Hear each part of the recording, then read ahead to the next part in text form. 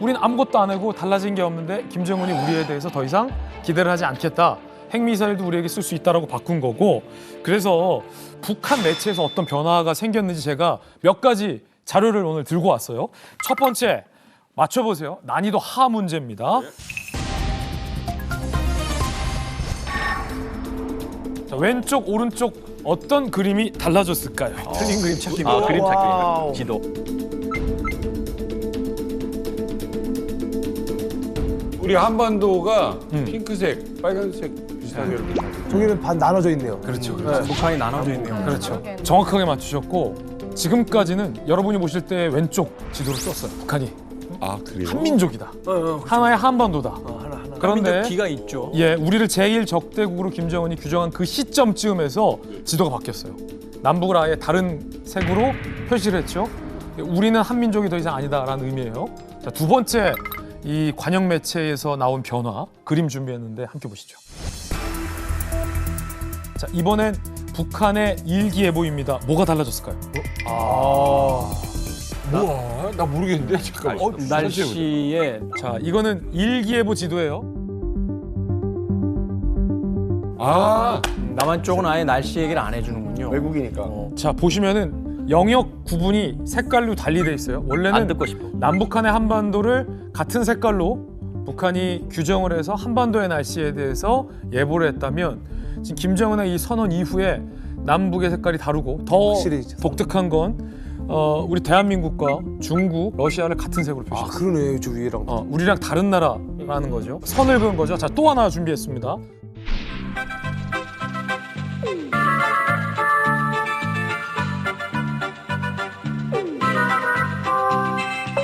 이번에는 어린이들에게 방송 시간을 알리는 북한 매체의 방송 시간 알림 화면인데 자, 뭐가 아동 달라졌을까요? 뭐가 좀 빠져 있어요.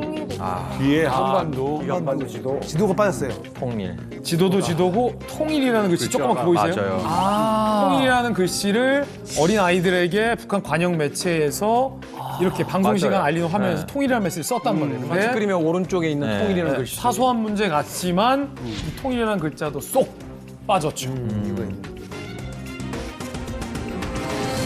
텔레비전 날씨 보는 거 보면 이제는 한반도가 전체 보였는데 이제 뚝 잘라져가지고 이 한반도 남쪽이 없어졌어요.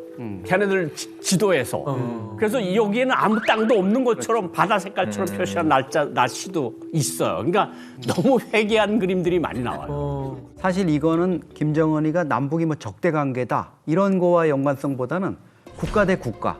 그러니까 남한 지역을 다른 중국이나 이런 데랑 같은 색깔로 칠해놨잖아요. 국가 대 국가라는 거고 영토 조항을 이번에 김정은이가 특이하게 최고인민회의 시정령 연설에서 언급을 해요. 대한민국 헌법에는 한반도와 부속 도서로 한다고 영토 조항이 제3조에 있는데 우리 헌법에 북한 헌법에는 그게 없다. 이걸 김정은이가 불만스럽게 얘기를 해요. 그러면서 헌법에도 그 조항을 넣어라 이랬기 때문에 지금 이제 매체부터 그 부분에 대한 이제 교통 정리에 들어간 거죠. 우리가 여기서 먼저 국방부에서 주적이라고 규정을 해버렸잖아요. 쟤들은 딱 그러니까 그래? 그래서 받아치면서 되루주니까 걸 말로 받아치는 거거든요. 그렇다면 우리는 아예 그로 갈래. 이거는 그러니까 뭡니까 외교 전략이자 동시에 뭐가 되냐면 안보 전략이자 동시에 북한의 새로운 헌법이 되는 거예요. 문제는 이게 지금 시작에 불과하다는 겁니다. 김정은이 우리와의 전쟁을 선포하면서 통일, 화해, 동족이라는 개념 자체를 완전히 세워요. 라고 주문을 했다는 거예요. 그래가지고 제가 이제 그 소식을 처음 들었을 때 이제 김정은이 이제 막 나간다라고 느낀 게 뭐냐면 기본적으로 남북 관계가 유지된 거는 7.4 남북 공동 성명이에요.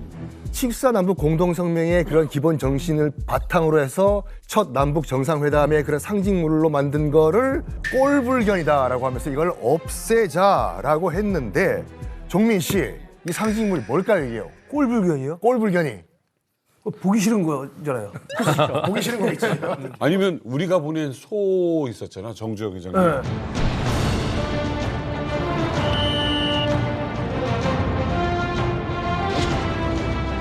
다녀왔습니다. 소 있었잖아, 정주영 선생. 아이고 죽었어요. 그 소의 자녀 소를 다. 뺏기셔. 다 죽었어요. 3대를 멸족하니까. 세곡 파티하는 거다. 정답을 공개하겠습니다. 그게 뭐냐면은 바로 이겁니다. 바로 이겁니다. 조국 통일 3대 헌장 기념탑 이거를 꼴불견이라고 하고 이걸 박살 내래요. 이거 엄청 큰 건데. 그러니까 위성에서도 보여요 이거. 크기가 없애래. 아니 크기가 도로의 폭하고 비교하니까 이거 어마어마하네요. 아니, 이거 위성에서. 어마어마하게 커 보이는데, 이거 난 사실 처음 봤거든요? 봤어요? 그러니까 이거는 우리도 잘 못 봤던 건데. 저게 저희는 학교에서 저거 교과서에 나오거든요. 그래요? 혁명 역사에서 통일과 관련된 거 나올 때는 꼭 나오는 건데 보이는 여성 두 분이 서 있는 거 외에 아래쪽에 보면 통동으로 조각을 해놓은 게 있습니다. 파나 같은 게. 거기에 보면 이때까지 우리나라 역사에서 나라를 잃고 일제와 싸우는 모습, 뭐 전쟁 모습해서 그 이때까지 70년의 역사들이 다 새겨져 있습니다. 조국 통일 3대 현장이 결국은 이제 72년 남북 7.4 공동성명, 그리고 80년 노동당 6차 대회에서 나온 고려연방제, 그리고 93년에 전민족 10대 강령이라는 걸 이제 대단결 10대 강령이라고 그 세 가지를 금과 옥조처럼 3대 현장으로 묶어서 만든 거고 2001년 8.15 때 완공식을 했는데 제가 사실 이 현장에 있었습니다. 제가 사실 이 현장에 있었습니다. 진짜? 항공식 때요? 여기요? 탈고 가신 거예요? 2001년 8.15 통일 대축전 때문에 난리가 났었잖아요. 저도 이제 취재차 따라간 거고 이게 높이가 3대 현장 거기에 맞춰서 30m입니다. 그리고 저 폭이 6.15 해가지고 61.5m. 그리고 60kg짜리 돌들을 한 2,500개 해가지고 만든 그 거대한 구조물인데 김정은이가 저 너절한 남쪽 관문에 있는 꼴불견 그거를 치워라 이렇게 했는데 이게 결국은 뭐냐 할아버지 아버지의 통일에 대한 그런 주민들이 막 찬양하고 이러던 거를 하루아침에 없애버리라고. 없애버렸다. 정말 쥐도 새도 모르게 없앤 것 같아요. 소리 소문도 없이 그 위성 사진 한번 보시죠. 저기 보면은 2024년 1월 8일이라고 나와 있죠. 저기는 아직 있습니다. 건물이 있네요, 회색으로. 그런데 그 옆에 거 보면은 1월 23일 며칠 후죠. 없어졌어요. 저 기간 어느 기간 중에 어느 날인가 없앤 겁니다 지금. 이게 평양 개성 고속도로에 평양 들어가는 게 낭당구역부터 평양시가 들어가요. 저기 들어가는 고속도로 그 입구에 그러니까 거대한 건축물인데 네네. 저거를 기중기라는 타다노라고 하는 큰 기중기를 이용해서 다 부숴버렸어. 저게 어떤 의미인가 하면 할아버지가 계속 주장했던 게 뭐냐면 자주, 평화, 민족대단결. 이게 3대 원칙이에요. 그리고 이제 고려민주연방공화국 창립방언하고 이제 10대 강령인데 이거는 북한이 주민들이 이제까지 주전대에서부터 지금까지 이거를 위해서 고생해왔어. 그래서 김일성, 김정일이가 통일 꼭 시켜주겠으니까 그때까지 참으셔. 그랬는데 그거를 다 부숴버린 거야. 근거이자 철학인 거죠. 그게 북한의 자기가 북한 지도자가 된 게 왜 됐어요? 아버지가 좋은 아버지를 만났기 때문에 북한 지도자가 된 거 아니에요? 잘하라고. 그 아버지가 한 일 중에 가장 큰 일인 조국 통일 업적을 없애는 거야. 그러네요. 이건 약간 대륜적인 행위예요, 사실. 북한 입장에서 봐도. 북한 사람들이 특히 통전부나 통일 분야에 있던 사람들이 우리가 무슨 삽질을 한 거야, 이제까지 70년 동안. 이런 생각을 머릿속에 안 가지겠어요. 그렇죠. 저기 굉장히 큰 정치적 의미가 있다고, 북한 사람들한테. 이상한 거네요. 어렵게 입수한 거예요. 바로 북한의 어린 학생들이 실제 학교에서 배우는 교과서.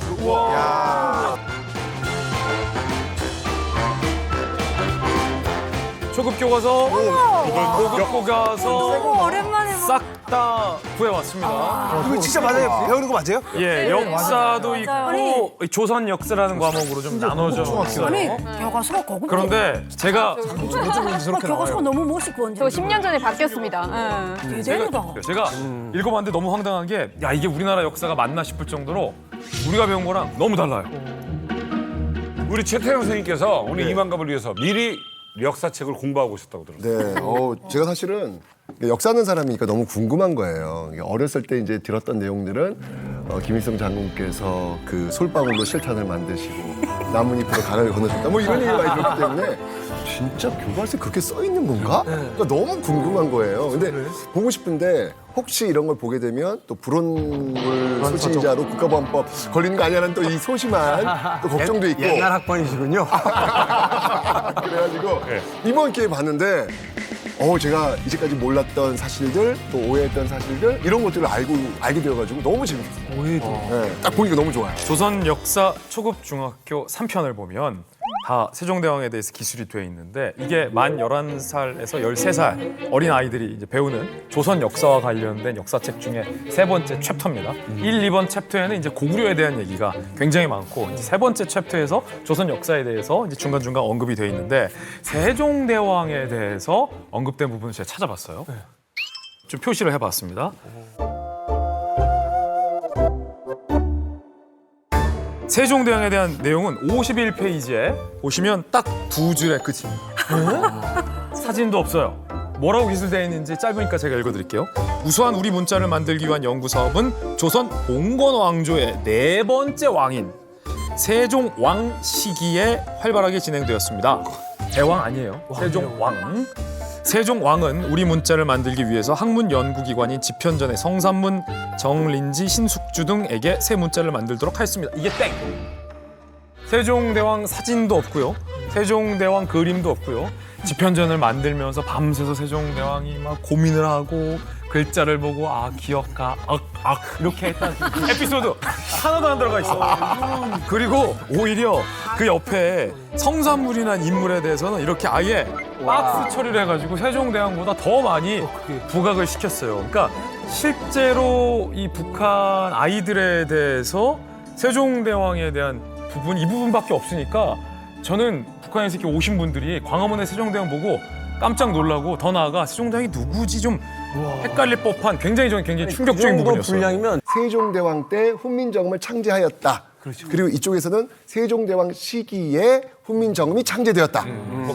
이런 식의 나오는 거예요. 그러니까 그렇게 하는 이유는 뭐냐면 아무래도 제가 볼 때 북한에서는 왕이라고 하는 사람에게 너무 힘을 부여하지 않으려고 하는 게 아닌가 그런 생각이 들더라고요. 그 시기에 북한에 쓰는 용어처럼 수많은 인민들이 함께해서 만든 민족문화유산 이런 식으로 표현하는 게 아닌가. 나보다 누군가 존경받는 안 돼요. 네, 그러니까 그런 어떤 모습들이 지금 이 교과서에 보인 것 같아요.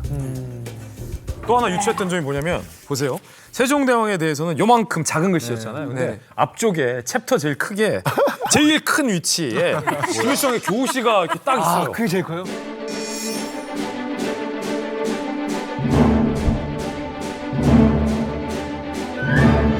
이게 너무 유치한 거예요. 모든 게 교시로부터 시작하더라고요. 그 교시도 보면은 너무나 뻔한 아무런 정보 내용이 없는 너무나 뻔한 내용이야. 교시 내용이 뭐예요? 이미 삼국 시기부터 리드 문자를 사용하던 우리 인민은 1444년에 가장 발전된 문자인 훈민정음을 창제함으로써 문화 발전에 크게 기여하였습니다. 김일성. 누구나 다 아는 얘기잖아.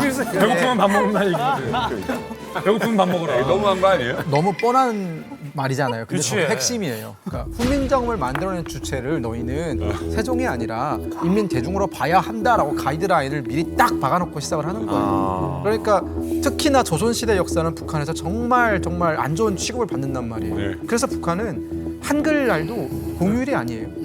한글날이 그러면 인정이 있는 거예요? 없죠. 한글날이 뭐 없어요. 한글날이 날이 비슷한 있어요. 날은 날이 있는데 있어요. 공휴일이 아니에요. 그냥 이런 날이 있다 정도 넘어가요. 한글날은 날짜가 있어요? 네. 몰랐어요. 저는 있는지. 10월 9일이 아니죠? 아니에요. 네. 1월 15일. 이런 식이구나. 모르는 거야. 1월 15일인데 이게 조선 글날이라고 정해져 있는데 왜 요때 1월 15일로 했냐면 우리나라 같은 경우에는 한글이 창제된 날짜를 기준으로 삼았거든요. 근데 북한은 한글이 자 이제 이게 우리의 한글이다라고 발표된 날짜를 양력으로 계산해서 1월 15일로 이게 12월 달에 양력 발표됐는데 그게 양력 음력 따지면은 1월 15일쯤 되거든요. 다르네. 그래서 조선글의 날 뭐 이렇게 해가지고 그냥 넘어갑니다. 그냥. 이거 우리랑 겹치기 싫어서 그래요. 근데 아무리 역사가 승자에 의해서 다시 쓰여지거나 혹은 또 뭐 역사는 해석하기 문제다 뭐 칼포퍼의 뭐 유명한 이야기도 있습니다만 이렇게 너무 자의적으로 해석을 하면 네. 결국은 문제점이 어디선가 드러나지 않습니까? 모순들이 발생하고 할 텐데. 제일 제가 의아한 건 뭐냐면 예를 들면은 한산대첩 이번에 영화도 나왔었지만 거기 이순신 장군의 활약이 굉장히 많이 있잖아요. 근데 제가 한번 봤어요. 궁금해서 이순신 장군을 어떻게 또 묘사하나 했더니 똑같아요. 훈민정음을 묘사한 것처럼 한산대첩도 물론 이순신이라는 사람은 있었지만 전반적 서술 구조는 그 당시에 그 많은 인민들이 함께 외놈들을 물리쳤다라고 하는 그 이야기식으로 가더라고요. 이순신 얘기 들어서 제가 또 찾아봤어요. 어디 61페이지. 궁금하다.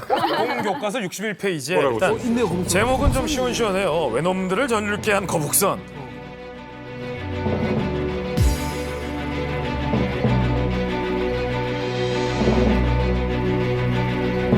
그런데 아까 말씀하셨던 것처럼 우리는 이순신 장군의 어떤 영웅기, 그다음에 임진왜란을 대하는 태도, 이순신 장군의 인민에 대한 사랑, 이런 걸 좀 포커싱한다면 거북선과 이순신에 대해서 설명을 하긴 하지만 그 거북선에 대해서 슬기롭고 지혜로운 우리 인민들이 당시에 거북선을 만들어서 임진강에서 그 성능을 시험하였다라고 해서 인민의 어떤 영웅과 대중들의 활약상을 좀 앞세우지 이 이순신의 인물에 대해서 아까 세종대왕처럼 이렇게 포커스하지 않아요. 저는 약간 방금 이순신 언급하시니까 약간 문득 그런 생각이 들더라고요. 내 죽음을 알리지 말라 하잖아요. 북한 교과서 만들 때는 그의 존재를 알리지 말라. 약간 그런 생각으로 들었는데 나의 죽음을 알리지 마라. 내가 그거 이제 얘기 들어보니까 네, 스탈린이 아마 그런 얘기했을 거예요. 그러니까 생각은 마치 무기 같은 건데 우리 국민들은 무기를 가지고 있으면 안 되는 거죠. 생각하지 말라고. 그러니까 비판적으로 생각하거나 이런 것들은 어쨌거나 정권 입장에서 너무 위험한 것이니까 그렇죠. 약간 이제 그런 반박을 예방하기 위해서 어쩌면 이런 것 좀 더 강조하고 만들지 않을까 약간 이런 현상인 것 같아요. 아니, 저게 이제 북한의 문제가 되는 게 뭐냐면은 그러니까 민중이 이끌었다.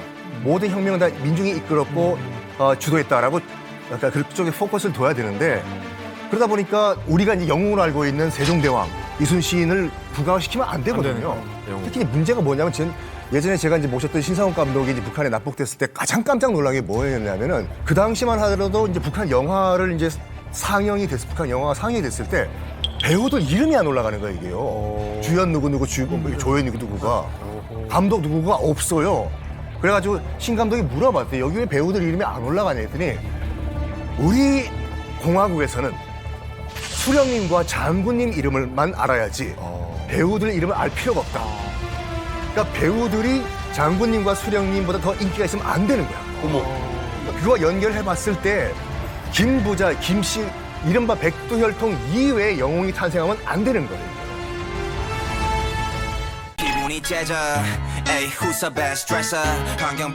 성예교처럼 해주시나요? 아니면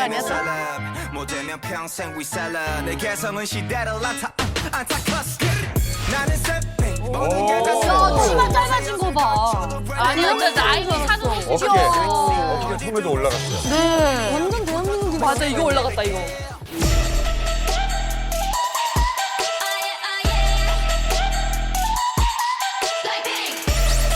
앞머리가 내려갔어. 윗사머리 했어. 우리 때는 앞머리 금지였거든. 화장법이 조금 바뀌었네요. 앞머리가 금지였어요? 네, 저희 때 앞머리 이렇게 자르면 가서 처벌받았어요. 우와. 근데 패션이 진짜 거의 진짜 지금 우리나라랑 너무 비슷한 것 같아요. 근데 많이 비슷했어요. 비슷해져도 죽어도 안 되는 게 하나가 있어요. 이것 때문에 탈북한 우리 이만갑 친구가 있었는데 소원이 청바지였고 청바지 찢어 입는 게 소원이었고 찢어 청바지 못 입어요? 휴대전화를 팔다 온 한 번씩 해보고 싶죠. 그건 진짜 안 돼요. 근데 청바지 안 돼? 예전에 비해서는 많이 한류스럽게 변하긴 했어요. 이제처럼 치마도 이렇게 라인이 드러나게 있고 막 이런 거 보면 진짜 뭐 여기 어깨도 이렇게 나오고 무릎도 보이고 또 그 지금 국무위원회 예술단이라는 데서 이와이 확 파여진 옷을 입고 나왔잖아요. 아까 뭐 앞머리 딱 자르고 그런 거 봤을 때 북한이 확실히 예전에 비해서는 좀 파격적으로 많이 한류처럼 바뀌어가고 요즘엔 바뀌다 말투, 뭐 헤어스타일, 패션 스타일, 뭐 경조서까지 또 한류로 다 지금 바뀌고 있는 거죠. 그러니까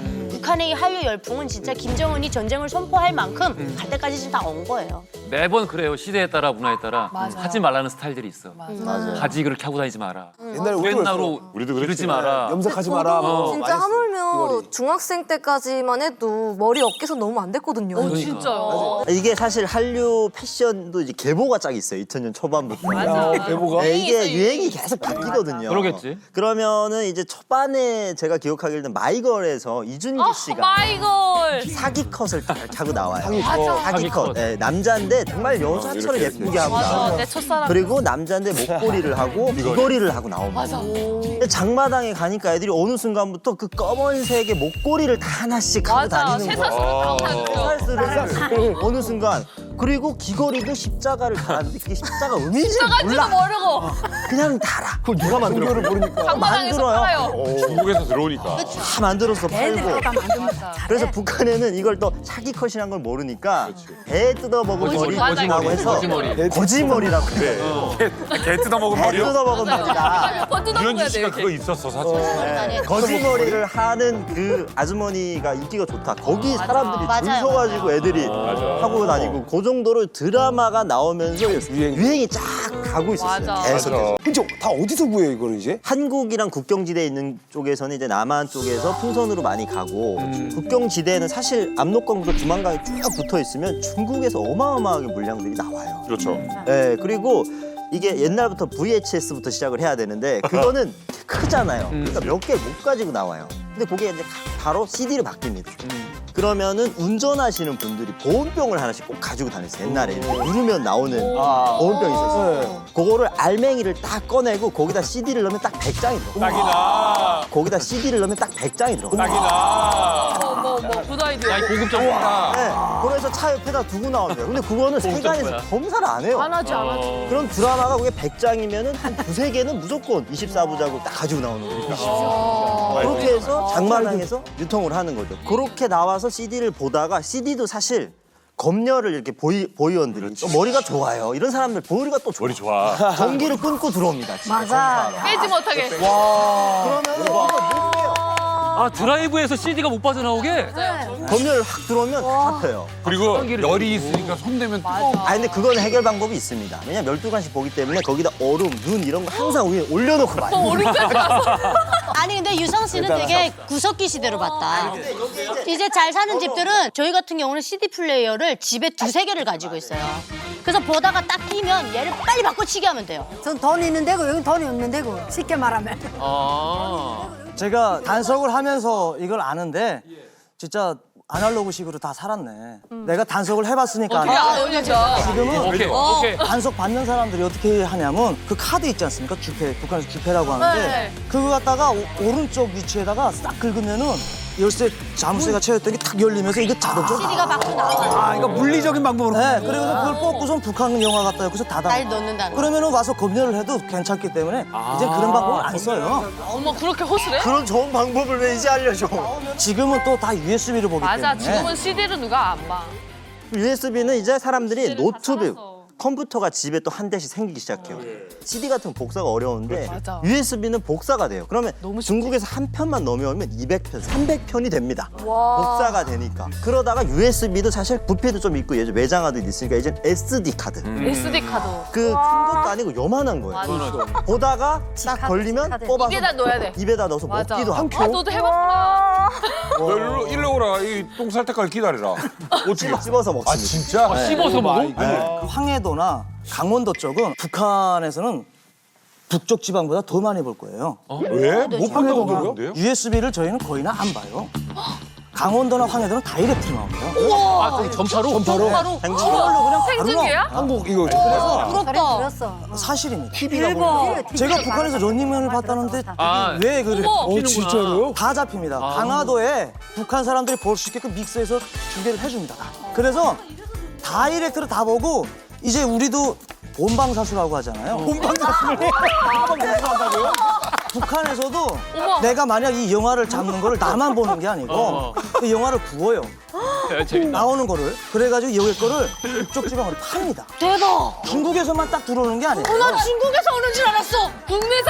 국내산이야. 진정으로 남쪽에서 온 거네. 그렇죠. 뉴스를 보고 다 볼 수가 있어요. 근데 북한에서 그걸 통제하기 위해서 국경 지역 채널은 싹 다 고정을 합니다. 채널 하나만 볼 수 있게. TV 채널을 다 TV 채널을. 리모컨도 하나만 사용할 수 있게 사용 못 하게 놓습니다.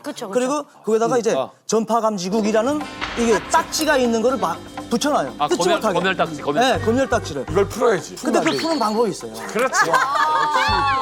리모컨을 하나 더 사는 거예요. 리모컨을 하나 더 사는 거예요. 그렇지. 너무 쉬운 방법 아니야? 리모컨 하나 더 사는 거예요. 너무 쉬운 방법이네. 런닝맨도 나오고 뉴스도 나오고 드라마도 나와요? 뭐 진짜 다 나옵니다. 제가 올 때 제가 한번 말씀드렸지만 뭐 북한에서 있을 때 오게 된 기본 포인트가 박근혜 대통령 때문에 왔다고 그랬잖아요. 그 뉴스를 보고 간 거예요, 저. 근데 그 박근혜님 때문에 왔다 그러는데 그게 무슨 말이에요? 아, 그게 2016년 8월 15일 TV 돌렸는데 이제 한국 채널을 보게 됐는데 이제 이모 뭐 무슨 공작새 같은 게 있는 데서 나와가지고 이렇게 뭐 대통령이 하는 거예요. 그래서 그거 보면서 그 대목이 어떤 대목이냐면 그게 아직도 난 딱 그게 꽂혀가지고 솔직히 거기 가겠다고 한 결심을 먹게 된 그 계기점인데 북한에 계시는 분들 그리고 간부들 일반 주민들이든 대한민국 오라 새로운 길은 열려 있다 이런 대목이 있어요. 네, 그 대목이 있어요. 북한 당국의 간부들과 모든 북한 주민 여러분, 우리는 북한 당국의 잘못된 선택으로 고통 속에 있는 북한 주민들의 찬성을 외면하지 않을 것입니다. 그래서 북한에서 그걸 보면서 야 이거 대통령이 오라는데 가야 되지 않니? 대통령이 오라는데 가야 되지 않니? 아니 너무 아, 그 연설이 효과가 있었네. 그 민간 대북 단체에서 북한의 한류가 얼마나 퍼져 있는지를 조사한 적이 있거든요. 그래서 북한 주민들을 조사를 하시구나. 인터뷰를 했어요 그때. 근데 북한 주민 중 10명 중에서 9명 이상. 정확하게 말하면은 50명을 대상으로 설문조사를 했는데 그 중에서 한국 드라마나 영화를 시청한 적이 있습니까? 라는 질문에 49명이 그거 있다고 안 거의 볼 수가 98%. 한 명도 이 정도 되면 사실은 봤는데 대답을 안 하는 거예요. 한 명도. 드라마하고 영화뿐 아니라 가수들의 공연 동영상 있지 않습니까? 네. 그걸 본 적이 있느냐라고 물어봤을 때도 68%가 본 적이 있다고 당연히 보죠. 많이 봤을 것 같아. 이렇게 처벌을 하는데 왜 이게 안 사라지는 거예요? 방금 진 교수님 이 통계까지 말씀해 주셨는데. 네, 이제 북한에서 이제 한류 열풍이 가장 뜨거운 기본 원인이 또 뭐냐고 연관이 돼 있어요. 돈입니다. 돈. 아. 북한 보위부를 비롯한 이 단속 기관들에서 북한 사람들이 보는 걸 가지고 단속을 하면 돈을 받고 놔둡니다. 그리고 또 서로 상부상조합니다. 새로운 영화가 나왔으니까 또 볼래? 맞아. 이렇게 돌립니다. 네. 그런 식으로 돌고 또 USB나 SD 카드에 대한민국 한류 콘텐츠가 들어가 있는 거를 뭐 10만 원 이상, 10만 원부터 판매를 해요. 10만 원? 네. 북한 돈 10만 원이면은 북한에서 꽤 많은 돈입니다. 엄청 비싼 돈 아니에요? 그 돈 가지고 장사도 하면서 돈벌이도 하고 또 그걸 또 나서 또 이제 대한민국 제품은 다 좋아요. 다 비싸고. 맞아요. 산류 무슨 뭐 전기 바가마, 전기 제품 그리고 의류 할 것 없이 북한에서는 일단 한국 거 하면은 북한 주민들이 이제 다 압니다. 대한민국은 좋다, 최고다라는 걸 알기 때문에 지금은 한류 이것이 없으면 장사가 안 된다 할 정도로 북한 사회가 조금 변했다. 돈이 되는구나. 네, 그렇죠. 돈이 되기 때문에. 만약에 예린 씨, 네. 북한에서 대학생들이 여자친구의 노래를 듣다가 잡혔어. 어떻게 될 것 같아요? 혼나지 않을까요? 야, 보면 안 돼. 야, 꼴박. 놈. 약간 그냥 좀 이 정도? 아, 이 정도. 접해는 정도? 접해는 정도? 접해는 접해는 정도? 접해는 안 돼. 이렇게 때리는 정도? 그렇지. 자, 과연 이렇게 대학생들이 여자친구 뮤직비디오를 보다가 또는 그 춤을 따라 추다가 걸리면 어떻게 될까 궁금하시죠? 김정은은 아주 싫어합니다. 이 막 남조선의 노래, 뭐 한류, 뭐 이런 거에 너무 싫어합니다. 자, 그래서 선포한 것이 있죠.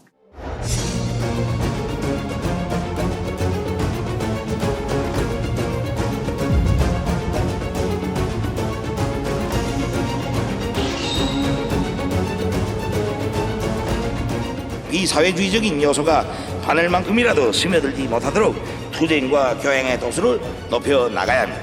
혁명적인 사상 문화로 비사회주의와 대표적인 사상 문화를 깨끗이 쓸어버리자. 지난해 11월에 남포시의 남포 경기장에 500명의 군중을 모아놓은 상황에서 이른바 공개 재판이 열렸는데 인민 재판이 열렸는데 남포 교원대 학생 2명이 대한민국의 영화와 노래 오디션 프로그램을 시청했다. 아이고. 라는 이유로 재판이 열렸는데 재판 당시에 2명이 고개를 푹 숙이고 있는 거예요. 그러면서 바들바들 떨고 있는 거예요. 그 2명의 대학생한테 내려진 처벌이 뭔지 아십니까? 뭐예요? 비교적 최근 뉴스인데 징역 15년. 15년? 실형 15년. 15년이요. 과하다 과해. 그러니까 예린 씨, 네. 아니 예를 들어서 여자친구의 오늘부터 우리는 이 뮤비를 봤다고 징역 15년. 네. 어떠세요?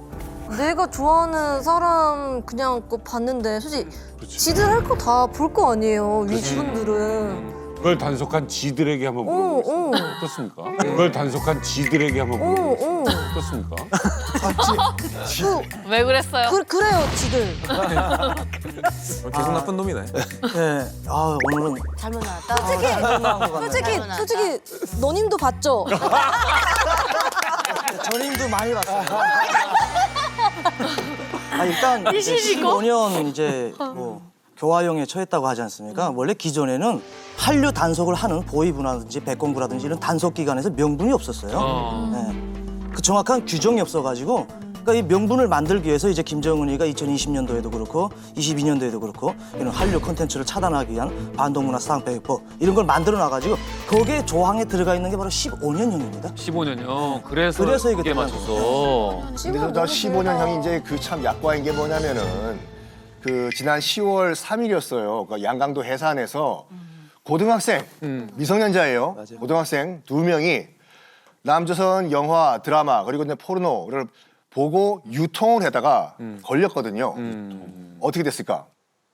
공개 처형당했어요. 진짜 죽었어요? 네, 그래서 해상 비행장 활주로에 아니 그게 뭐라고? 그러니까 저 지구상에서 미성년자를 처형시키는 나라는 북한이랑 이란 한 두 나라밖에 안 돼요. 주민들 다 활주로에 이제 오라고 한 다음에 부들부들 떨고 있는 그 10대 미성년자 고등학생 2명을 공개 총살을 시켰습니다. 근데 어느 정도야면 그 같은 현장에서 똑같이 이제 공개 총살 당한 사람이 또 10대 아이였는데 계모 이제 그 양 엄마를 살인을 했다고 해요. 그거는 다 똑같이 공개 처형시켰는데 즉 남조선 영화와 드라마를 유통하는 거와 살인과는 같은 범죄다.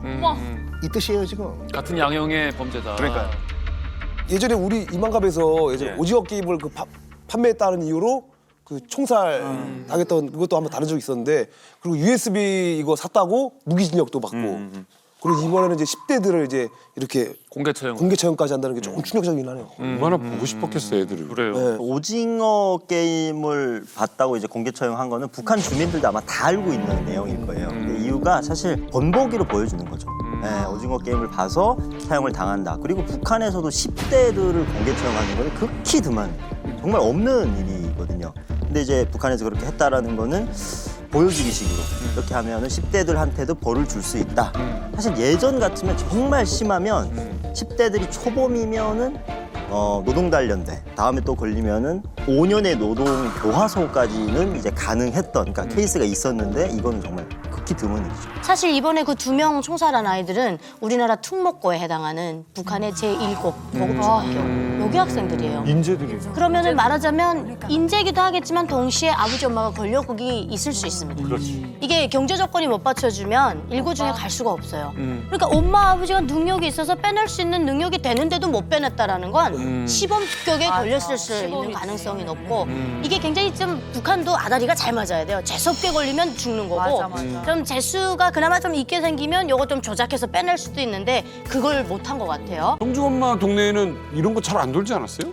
저희 동네도 도는데 애들이 뒤에 있을 때도 한 20, 30대 애들이 모여서 이렇게 모여서 본단 말입니다. 애들이 모여서. 맞아요. 그리고 한국 영화 그다음에 한국 이렇게 노래랑 틀어가지고 뭐 동창회 한번 다 이런 거 춤추고 하는데 거기 어떻게 걸려가지고 저가 밀수 때문에 가는데 그 애들도 한 20, 30대 된 아들들 와라 같이 달렸는데 왔는데 여기서 제일 주모자라고 말한단 말입니다. 북한에서 그 주모자 애가 그걸 판매하고 그걸 또 복사했으리. 원래는 그 데려서 시범을 해서 총살했단 말이에요. 총살했어? 네, 총살했어. 저는 그때 그거 보는 순간에 제가 너무 마음이 아프고 충격받았다. 왜?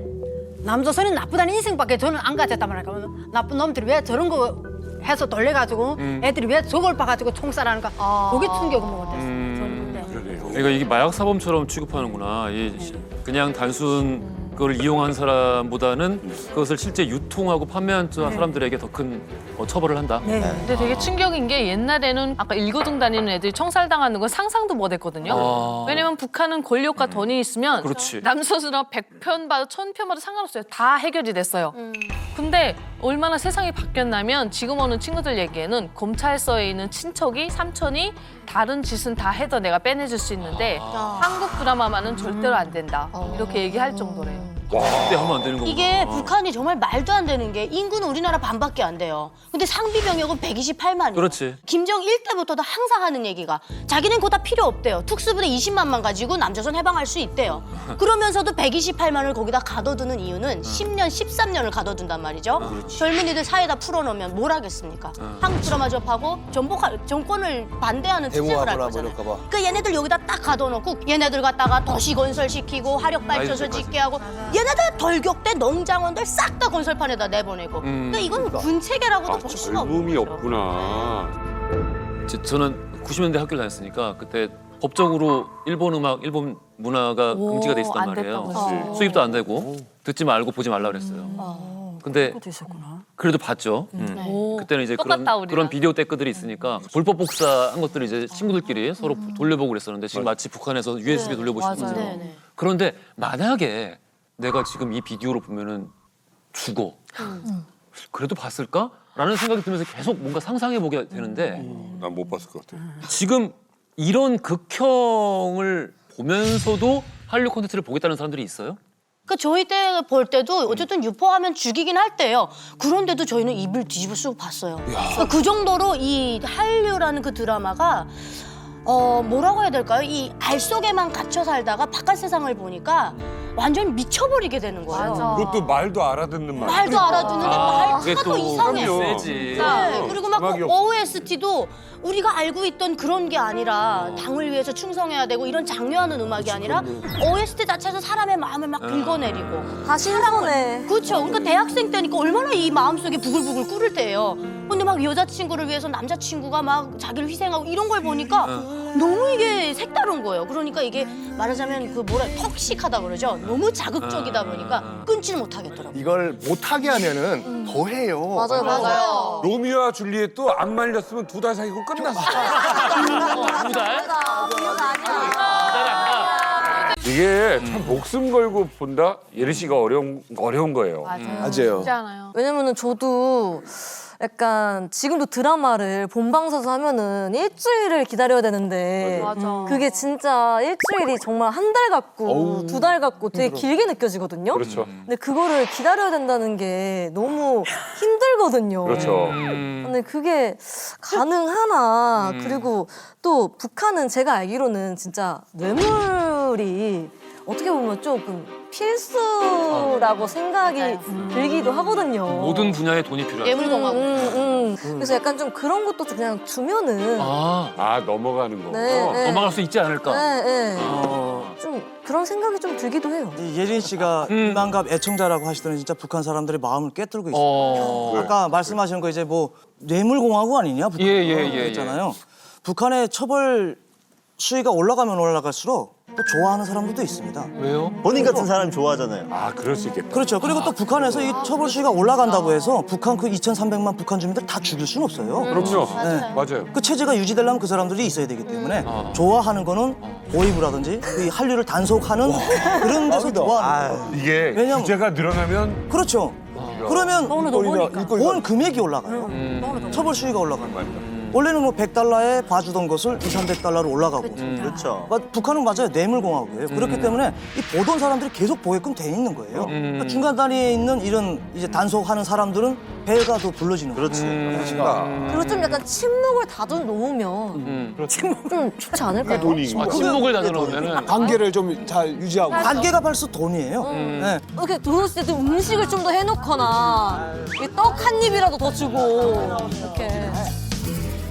김정은이 이렇게까지 단속을 강화하라라고 선포할 정도로 한류는 북한 정권에 위험할까요? 과연 이거는 진짜 무너뜨리는 길이기도 할까요? 그 정답이 여기 있습니다.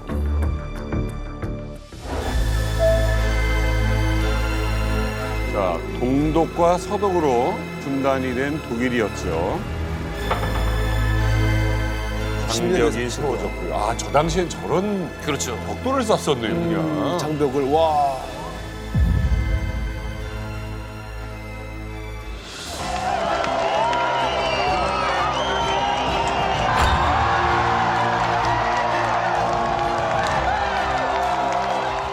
와.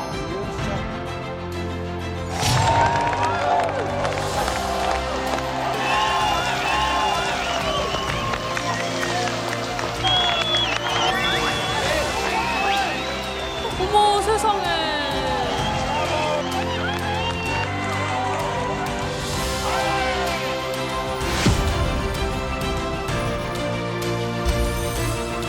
서독 TV를 시청했던 동독 코미디. 와.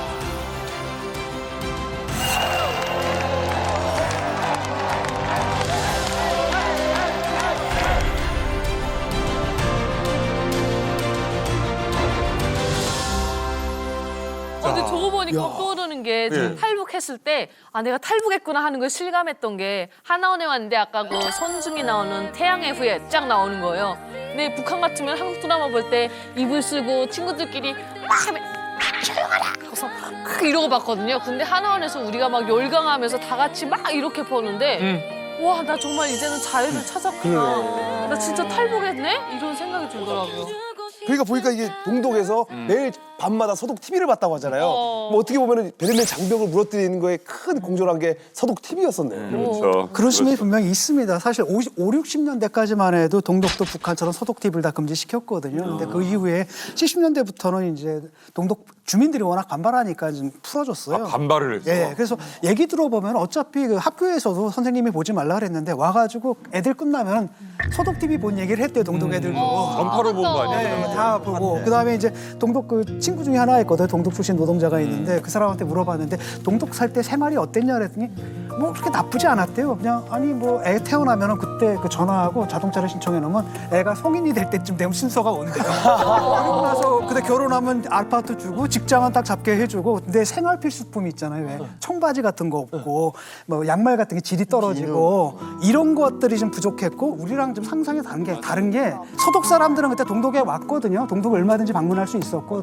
그 마르크 바꿔가지고 들어오고 동독 사람들도 은퇴하잖아요. 은퇴하면 서독으로 나가 살 수가 있어. 서신 교환은 그냥 기본적으로 다 됐고. 그건 뭐 분단이 아니네. 24시간 전기 들어오면 북한 안 들어오면 되고 24시간 인터넷 사용하시면 북한 못 쓰면 되고 여긴 먹을 게 너무 많아서 넘쳐나면 북한은 없으면 되고 모든 게 다 반대였어요. 그리고 자동차도 북한은 개인이 소지할 수 없는데 여기는 차가 꽉꽉 막히는 거예요. 그래서 한때 그 개성공단에 출근하신 분이 아 차 막혀서 늦었어 이렇게 했더니 북한의 간부가 아 우리도 자전거 직신이 막힙니다. 그렇게 여기는 차가 막힌다고 하는데 처음엔 저 후라이인 줄 알았어요 정말. 근데 드라마를 보니까 맞아. 공항에 이 비행기가 정박해 이게 주차가 돼 있는데 그건 저도 이게 거짓말 모형 세우는 줄 알았거든요. 근데 그게 이제 진짜라는 걸 다 보게 되면서 이 거짓이라는 게 굉장히 부피가 커 보여도 진실요 하나에 3개월 만에 무너졌어요. 명언이다. 그래서 제가 그때 야 이거 나 속고 있었구나. 어디 미국 놈이 있고 어디 장갑차가 있어? 저기 사람들 저렇게 자유로운데. 그리고 그걸 보는 순간 아버지 돈을 1,200불 훔쳐서라도 가야겠다. 그래서 제가 훔쳐서 국경경비대 중대장한테 돈을 주고 넘었거든요. 아버지는 또 그 돈 훔친 딸을 잡으러 오죠. 아 진짜 유명하다. 네, 그러니까 이 드라마는 저의 인생을 바꿨습니다.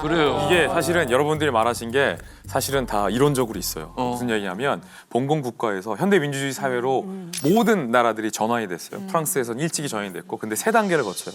첫 번째는 도시의 근대화, 그 두 번째는 문화의 세련화, 마지막이 이제 의식의 자유화거든요.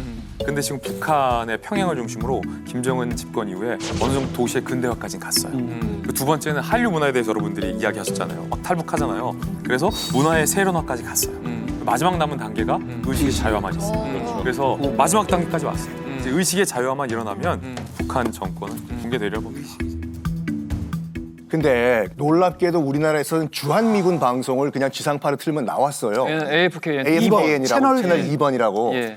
그때는 많은 사람들이 그걸 보고 이제 미국을 이민 간다든지 아니면 접시닦으러 갔었어요. 근데 그게 뭐였냐면은 동경이었어.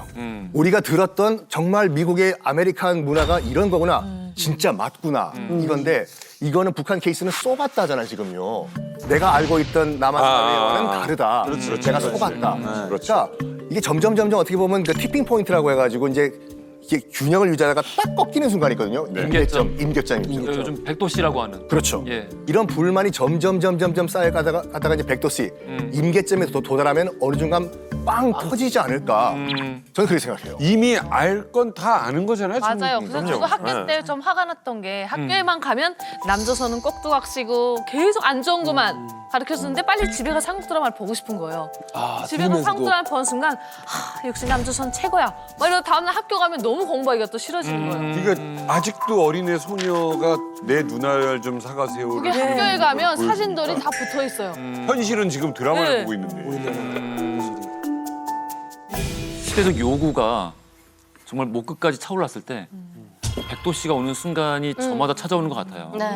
지금 이란도 그런 순간인 것 같고 이란의 여성들이 히잡을 쓰지 않겠다라고 하고 지금 그 시위에 누구보다 앞장서서 그것을 주장하고 있는 사람들은 이란의 남성들이거든요.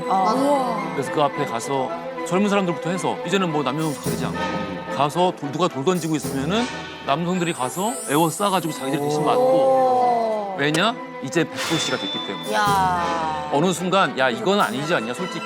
언젠가 그 전에는 남의 일이었어. 아유 그냥 뭐 저기 이제 좀 지도자들이 시키는 대로 하지 왜 그래 시끄럽게 하다가 이제는 우리 일이 된 거니까 다들 나서는 거거든요. 그 백도씨가 북한도 멀지 않았죠. 지금 북한 몇 도라고 생각해요, 천원 씨? 50도는 넘었지 않았을까요? 50도는 훨씬 넘지 않았어요? 네, 훨씬 넘었어요. 이게 젊은이들이 너무 많이 보고 있기 때문에 그걸 어떻게 근데 그만큼 통제도 세고 하기 때문에 그렇지만 통제가 심하지. 어쨌든 멀지 않아 저도 좀 기대해 봅니다. 저는 98도라고 생각해요. 북한 주민들이 보는 시각이 있습니다, 진짜. 98도가 8년, 12년 갈 수도 있어요. 10년을 넘어가 끓을까 말까 하는데 이제 자꾸 처방을 해서 불이 자꾸 꺼지는데 한편적인 예가 북한에서 조선중앙 TV로 남한의 어떤 시위를 한다거나 안 좋은 상황들을 보여줘요. 격동과 사변의 한이가 저물어가고 있지 않습니까?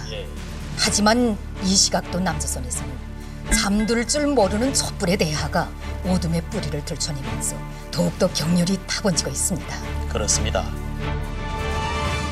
그럼 북한 주민들이 저게 안 좋다 이게 아니라 남한의 사람들이 입은 옷, 거리, 불빛 이런 것만 맞아. 봐요. 신발 브랜드. 그러니까 사람들이 이제는 어느 정도 이 북한이 알려주는 어떤 프로파간다 이건 더 이상 거짓말이다. 이걸 다들 알고 있어요.